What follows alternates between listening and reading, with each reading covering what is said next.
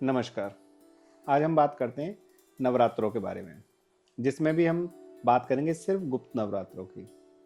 नवरात्रों की सबको पता ही है, लेकिन कुछ लोगों को गुप्त नवरात्रों के बारे में नहीं पता है। गुप्त नवरात्रे क्या होते हैं? देखिए, जिसके नाम में ही गुप्त आ गया, इसका मतलब वो गुप्त है। लेकिन फिर भी वो उजागर क्यों हो रहा है? सब लोगों के अंदर क्या ऐसी तेजी आ रही है जिसके कारण सबके दिमाग में गुप्त नवरात्रों को जानने की इच्छा प्रबल हो चुकी है? या सब लोग गुप्त नवरात्रों के बारे में कोशिश कर रहे हैं जानने की कि क्या है इनके पीछे, क्या छुपा हुआ है और इन्हें क्यों छुपा के रखा गया था? कहीं ना कहीं आप लोगों ने 10 महाविद्याओं का भी नाम सुना ही होगा कि जो 10 महाविद्याएं वो पूरी की पूरी गुप्त नवरात्रे के ऊपर है।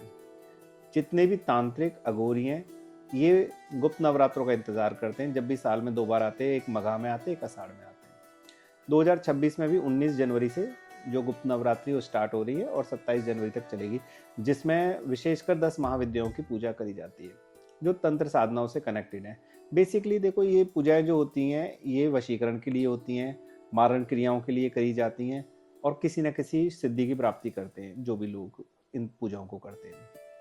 नॉर्मली जो हमारे चैत के नवरात्रे हैं या जो हमारे शरद के नवरात्रे हैं वो इनसे कनेक्टेड नहीं है, क्योंकि उसमें हम सिर्फ माँ दुर्गा की उपासना करते हैं, दुर्गा सप्तशती करते हैं, आप सभी जानते हो, जो हमारे जीवन में वैभव लाती है। जो 10 महाविद्याएं ये क्या लाती है हमारे जीवन में? ये हमारे जीवन में एक ऐसी चीज का निर्माण करती हैं जिससे इंसान नॉर्मल लोगों से अलग हट जाता है। वो अपनी ही एक दुनिया में आ जाता है, क्योंकि इन सभी जो 10 महाविद्या उनमें एक विशेष पावर है। हर जो देवी है वो अलग से कुछ खास है।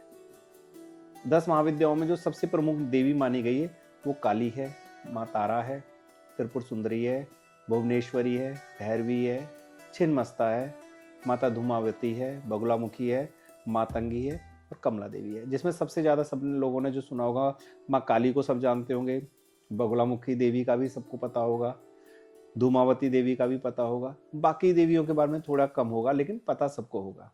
जो दो 10 महाविद्याओं में जो 10 देवियां, इनमें से अगर कोई साधक एक देवी को भी साध ले तो भी वो सबसे पावरफुल बन जाता है। क्योंकि कलयुग में क्या है, शक्ति का रूप है कलयुग।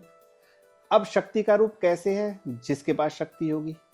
अब माँ दुर्गा की एक पूजा कर रहा है और माँ दुर्गा के नवरात्रे के वो रख रहा है, साधना कर रहा है, और एक सिद्धि प्राप्त करने के लिए माँ काली की पूजा कर रहा है, क्योंकि सारी तामसिक देवियों से कनेक्टेड है। सब तंत्र में यूज करी जाने वाली देवियां हैं।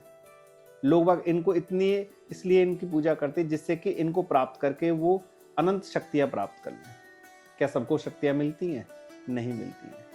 देखो, शक्तियां सिर्फ उन लोगों को मिलती है जिनके अंदर अच्छी भावना हो, किसी का दुराचार करने का, जिनके अंदर कोई ऐसा गुण ना हो कि किसी का दुराचार करना है।